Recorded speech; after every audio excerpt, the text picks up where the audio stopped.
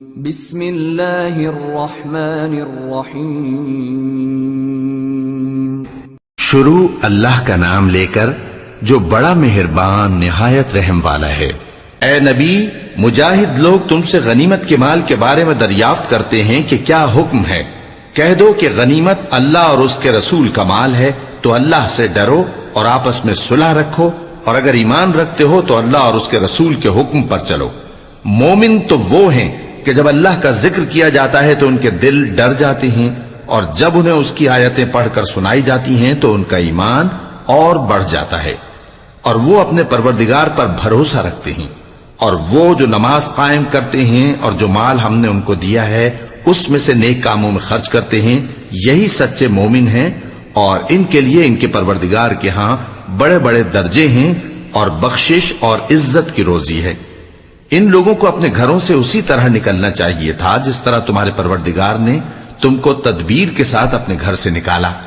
اور اس وقت مومنوں کی ایک جماعت ناخوش تھی، وہ لوگ حق بات میں اس کے ظاہر ہونے کے بعد تم سے جھگڑنے لگے، گویا موت کی طرف ہانکے جاتے ہیں اور اسے دیکھ رہے ہیں۔ اور اس وقت کو یاد کرو جب اللہ تم سے وعدہ کرتا تھا کہ ابو سفیان اور ابو جہل کے دو گروہوں میں سے ایک گروہ تمہارے لیے مغلوب ہو جائے گا، اور تم چاہتے تھے کہ جو قافلہ بے شان و شوکت یعنی بے ہتھیار ہے وہ تمہارے ہاتھ آ جائے، اور اللہ چاہتا تھا کہ اپنے فرمان سے حق کو قائم رکھے اور کافروں کی جڑ کاٹ دے، تاکہ سچ کو سچ اور جھوٹ کو جھوٹ کر دے،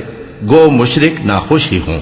جب تم لوگ اپنے پروردگار سے فریاد کرتے تھے تو اس نے تمہاری دعا قبول کر لی،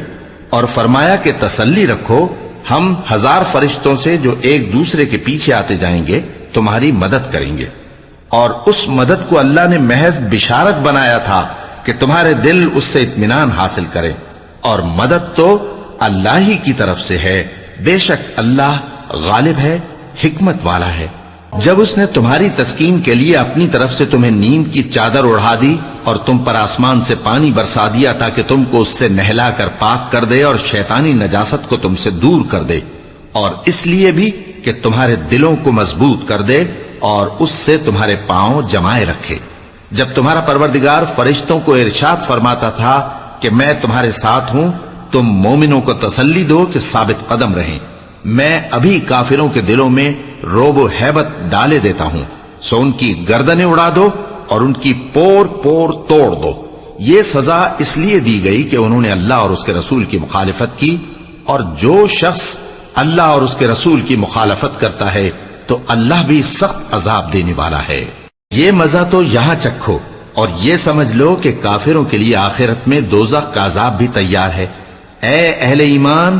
جب میدان جنگ میں کفار سے تمہارا مقابلہ ہو تو ان سے پیٹھ نہ پھیرنا، اور جو شخص جنگ کے روز اس صورت کے سوا کہ لڑائی کے لیے کنارے کنارے چلے یعنی حکمت عملی سے دشمن کو مارے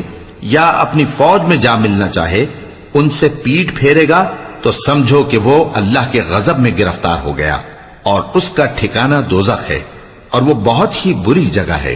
پس تم لوگوں نے ان کفار کو قتل نہیں کیا بلکہ اللہ نے انہیں قتل کیا، اور اے نبی، جس وقت تم نے کنکریاں پھینکی تھیں تو وہ تم نے نہیں پھینکی تھی بلکہ اللہ نے پھینکی تھی۔ اس سے غرض یہ تھی کہ مومنوں کو اپنے احسانوں سے اچھی طرح آزما لے، بے شک اللہ سنتا ہے، جانتا ہے۔ ہوا بھی یوں ہی، اور کچھ شک نہیں کہ اللہ کافروں کی تدبیر کو کمزور کر دینے والا ہے۔ کافروں، اگر تم فیصلہ چاہتے ہو تو تمہارے پاس فیصلہ آ چکا، اگر تم اپنے افعال سے باز آ جاؤ تو تمہارے حق میں بہتر ہے، اور اگر پھر نافرمانی کرو گے تو ہم بھی پھر تمہیں عذاب کریں گے، اور تمہاری جماعت خواہ کتنی ہی بڑی ہو تمہارے کچھ بھی کام نہ آئے گی، اور اللہ تو مومنوں کے ساتھ ہے۔ اے ایمان والو، اللہ اور اس کے رسول کے حکم پر چلو اور اس سے روگردانی نہ کرو جبکہ تم سنتے بھی ہو، اور ان لوگوں جیسے نہ ہونا جو کہتے ہیں کہ ہم نے سن لیا مگر حقیقت میں نہیں سنتے۔ کچھ شک نہیں کہ اللہ کے نزدیک تمام جانداروں میں بدترین وہ بہرے گونگے لوگ ہیں جو عقل سے کام نہیں لیتے،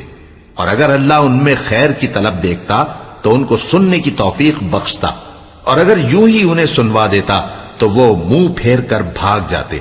مومنوں، اللہ اور اس کے رسول کا حکم قبول کرو، جبکہ رسول تمہیں ایسے کام کے لیے بلاتے ہیں جو تم کو زندگی جاوداں بخشتا ہے، اور جان رکھو کہ اللہ آدمی اور اس کے دل کے درمیان حائل ہو جاتا ہے، اور یہ بھی کہ تم سب اس کے روبرو جمع کیے جاؤ گے۔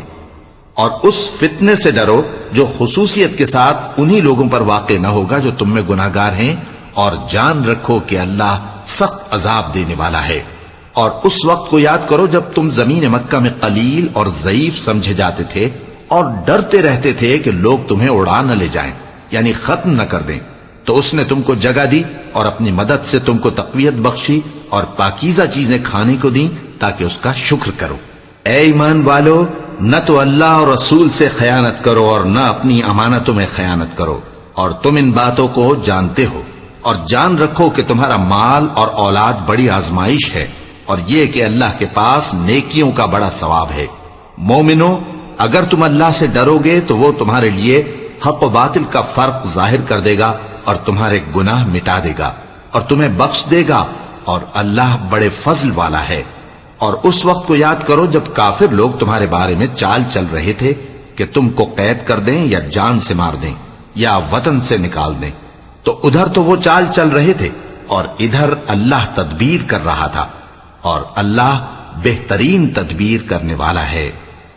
اور جب ان کو ہماری آیتیں پڑھ کر سنائی جاتی ہیں تو کہتے ہیں یہ کلام ہم نے سن لیا ہے، اگر ہم چاہیں تو اسی طرح کا کلام ہم بھی کہہ دیں، اور یہ ہے ہی کیا، صرف اگلے لوگوں کی حکایتیں ہیں۔ اور جب انہوں نے کہا کہ اے اللہ، اگر یہ قرآن تیری طرف سے برحق ہے تو ہم پر آسمان سے پتھر برسا یا کوئی اور تکلیف دینے والا عذاب بھیج دے۔ اور اللہ ایسا نہ تھا کہ جب تک اے پیغمبر تم ان میں تھے انہیں عذاب دیتا، اور نہ ایسا ہے کہ وہ تو بخشش مانگیں اور اللہ انہیں عذاب دے۔ اور اب ان کے لیے کون سی وجہ ہے کہ وہ انہیں عذاب نہ دے، جبکہ وہ مسجد حرام میں نماز پڑھنے سے روکتے ہیں، جبکہ وہ اس مسجد کے متولی بھی نہیں ہیں۔ اس کے متولی تو صرف پرہیزگار ہیں، لیکن ان میں کے اکثر نہیں جانتے۔ اور ان لوگوں کی نماز خانہ کعبہ کے پاس سیٹیاں اور تالیاں بجانے کے سوا کچھ نہ تھی، تو تم جو کفر کرتے تھے اب اس کے بدلے عذاب کا مزہ چکھو۔ جو لوگ کافر ہیں اپنا مال خرچ کرتے ہیں کہ لوگوں کو اللہ کے رستے سے روکیں، سو ابھی اور خرچ کریں گے، مگر آخر وہ خرچ کرنا ان کے لیے موجب افسوس ہوگا، اور وہ مغلوب ہو جائیں گے، اور کافر لوگ دوزخ کی طرف ہانکے جائیں گے تاکہ اللہ پاک سے ناپاک کو الگ کر دے اور ناپاک کو ایک دوسرے پر رکھ کر ایک ڈھیر بنا دے،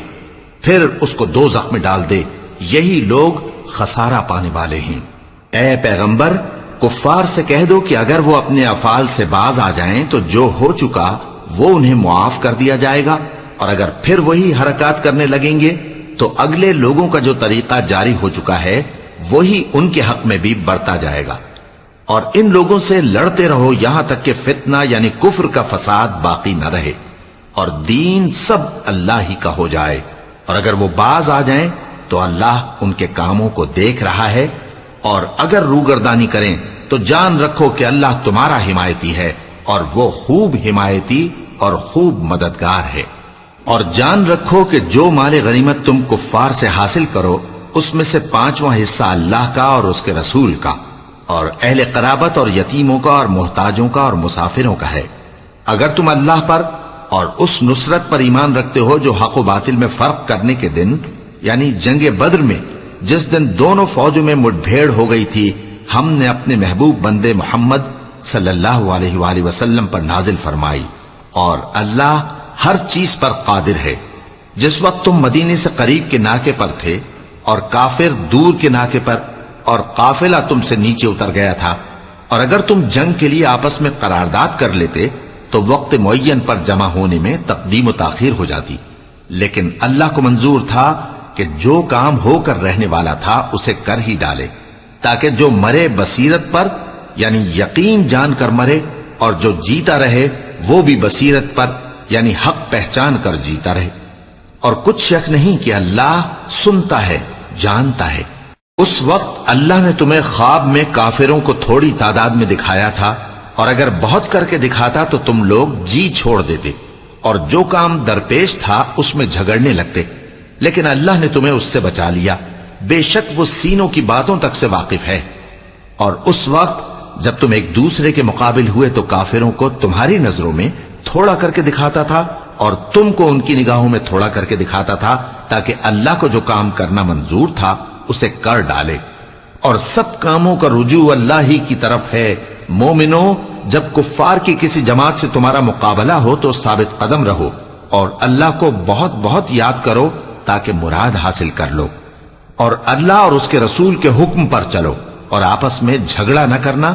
کہ ایسا کرو گے تو تم بزدل ہو جاؤ گے اور تمہاری ہوا اکھڑ جائے گی، اور صبر سے کام لو کہ اللہ صبر کرنے والوں کا مددگار ہے۔ اور ان لوگوں جیسے نہ ہونا جو اتراتے ہوئے یعنی حق کا مقابلہ کرنے کے لیے اور لوگوں کو دکھانے کے لیے گھروں سے نکل آئے اور لوگوں کو اللہ کی راہ سے روکتے ہیں، اور جو اعمال یہ کرتے ہیں اللہ ان کا احاطہ کیے ہوئے ہے۔ اور جب شیطان نے ان کے اعمال ان کو آراستہ کر دکھائے اور کہا کہ آج کے دن لوگوں میں سے کوئی تم پر غالب نہ ہوگا اور میں تمہارا رفیق ہوں، لیکن جب دونوں فوجیں ایک دوسرے کے مقابل صف آرا ہوئیں تو پسپا ہو کر چل دیا اور کہنے لگا کہ مجھے تم سے کوئی واسطہ نہیں، میں تو ایسی چیزیں دیکھ رہا ہوں جو تم نہیں دیکھ سکتے، مجھے تو اللہ سے ڈر لگتا ہے اور اللہ سخت عذاب کرنے والا ہے۔ اس وقت منافق اور کافر جن کے دلوں میں بیماری تھی کہتے تھے کہ ان لوگوں کو ان کے دین نے مغرور کر رکھا ہے، اور جو شخص اللہ پر بھروسہ رکھتا ہے تو اللہ غالب ہے، حکمت والا ہے۔ اور کاش تم اس وقت کی کیفیت دیکھو جب فرشتے کافروں کی جانیں نکالتے ہیں کہ ان کے چہروں اور پیٹھوں پر مارتے جاتے ہیں اور کہتے ہیں اب آگ کے عذاب کا مزہ چکھو، یہ ان اعمال کی سزا ہے جو تمہارے ہاتھوں نے آگے بھیجی ہیں۔ اور یہ جان رکھو کہ اللہ بندوں پر ظلم نہیں کرتا، جیسا حال فرعونیوں اور ان سے پہلے لوگوں کا ہوا تھا ویسا ہی ان کا ہوا کہ انہوں نے اللہ کی آیتوں سے کفر کیا تو اللہ نے ان کے گناہوں کی سزا میں ان کو پکڑ لیا۔ بے شک اللہ زبردست ہے، سخت عذاب دینے والا ہے۔ یہ اس لیے کہ جو نعمت اللہ کسی قوم کو دیا کرتا ہے جب تک وہ خود اپنے دلوں کی حالت نہ بدل ڈالیں اللہ اسے نہیں بدلا کرتا، اور اس لیے کہ اللہ سنتا جانتا ہے۔ جیسا حال فرعونیوں اور ان سے پہلے لوگوں کا ہوا تھا ویسا ہی ان کا ہوا۔ انہوں نے اپنے پروردگار کی آیتوں کو جھٹلایا تو ہم نے ان کو ان کے گناہوں کے سبب ہلاک کر ڈالا اور فرعونیوں کو ڈبو دیا، اور وہ سب ظالم تھے۔ جانداروں میں سب سے بدتر اللہ کے نزدیک وہ لوگ ہیں جو کافر ہیں، سو وہ ایمان نہیں لاتے۔ جن لوگوں سے تم نے صلح کا عہد کیا ہے پھر وہ ہر بار اپنے عہد کو توڑ ڈالتے ہیں اور اللہ سے نہیں ڈرتے، اگر تم ان کو لڑائی میں پاؤ تو انہیں ایسی سزا دو کہ جو لوگ ان کے پس پشت ہوں وہ ان کو دیکھ کر بھاگ جائیں، عجب نہیں کہ ان کو اس سے عبرت ہو۔ اور اگر تم کو کسی قوم سے دغابازی کا خوف ہو تو ان کا عہد انہی کی طرف پھینک دو کہ اس طرح تم سب برابر ہو جاؤ۔ کچھ شک نہیں کہ اللہ دغابازوں کو دوست نہیں رکھتا، اور کافر یہ خیال ہرگز نہ کریں کہ وہ آگے نکل گئے ہیں، وہ ہمیں عاجز نہیں کر سکتے۔ اور جہاں تک ہو سکے فوج کی جمعیت کے زور سے اور گھوڑوں کے تیار رکھنے سے ان کے مقابلے کے لیے مستعد رہو کہ اس سے اللہ کے دشمنوں اور تمہارے دشمنوں اور ان کے سوا اور لوگوں پر جن کو تم نہیں جانتے اور اللہ جانتا ہے ہیبت بیٹھی رہے گی، اور تم جو کچھ اللہ کی راہ میں خرچ کرو گے اس کا ثواب تم کو پورا پورا دیا جائے گا اور تمہارا ذرا نقصان نہ کیا جائے گا۔ اور اگر یہ لوگ صلح کی طرف مائل ہوں تو تم بھی اس کی طرف مائل ہو جاؤ، اور اللہ پر بھروسہ رکھو، کچھ شک نہیں کہ وہ سب کچھ سنتا ہے جانتا ہے۔ اور اگر یہ چاہیں کہ تم کو فریب دیں تو اللہ تمہیں کفایت کرے گا، وہی تو ہے جس نے تم کو اپنی مدد سے اور مسلمانوں کی جمعیت سے تقویت بخشی اور ان کے دلوں میں الفت پیدا کر دی، اور اگر تم دنیا بھر کی دولت خرچ کرتے تب بھی ان کے دلوں میں الفت پیدا نہ کر سکتے، مگر اللہ ہی نے ان میں الفت ڈال دی، بے شک وہ زبردست ہے، حکمت والا ہے۔ اے نبی، اللہ تم کو اور مومنوں کو جو تمہارے پیرو ہیں کافی ہے۔ اے نبی، مسلمانوں کو جہاد کی ترغیب دو، اگر تم میں 20 آدمی ثابت قدم رہنے والے ہوں گے تو 200 کافروں پر غالب رہیں گے، اور اگر 100 ایسے ہوں گے تو 1000 پر غالب رہیں گے، اس لیے کہ کافر ایسے لوگ ہیں کہ کچھ بھی سمجھ نہیں رکھتے۔ اب اللہ نے تم پر سے بوجھ ہلکا کر دیا اور معلوم کر لیا کہ ابھی تم میں کسی قدر کمزوری ہے،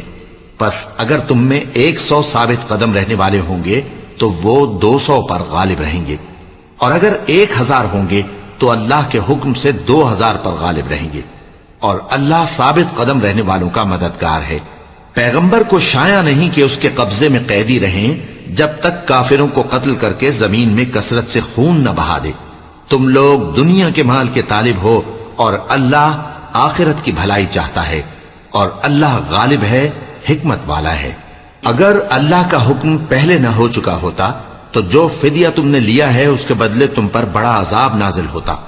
اب جو مال غنیمت تمہیں ملا ہے اسے کھاؤ کہ وہ تمہارے لیے حلال طیب ہے، اور اللہ سے ڈرتے رہو، بے شک اللہ بخشنے والا ہے، مہربان ہے۔ اے پیغمبر، جو قیدی تمہارے قبضے میں یعنی گرفتار ہیں ان سے کہہ دو کہ اگر اللہ تمہارے دلوں میں نیکی معلوم کرے گا تو جو مال تم سے چھن گیا ہے اس سے بہتر تمہیں عنایت فرمائے گا، اور تمہارے گناہ بھی معاف کر دے گا، اور اللہ بخشنے والا ہے، مہربان ہے۔ اور اگر یہ لوگ تم سے دغا کرنا چاہیں گے تو یہ پہلے ہی اللہ سے دغا کر چکے ہیں، تو اس نے ان کو تمہارے قبضے میں کر دیا، اور اللہ دانا ہے، حکمت والا ہے۔ جو لوگ ایمان لائے اور جنہوں نے ہجرت کی اور اللہ کی راہ میں اپنے مال اور جان سے لڑے، وہ اور جنہوں نے ہجرت کرنے والوں کو جگہ دی اور ان کی مدد کی، وہ آپس میں ایک دوسرے کے رفیق ہیں۔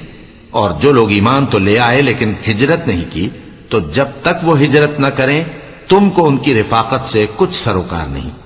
اور اگر وہ تم سے دین کے معاملات میں مدد طلب کریں تو تم کو مدد کرنی لازم ہے،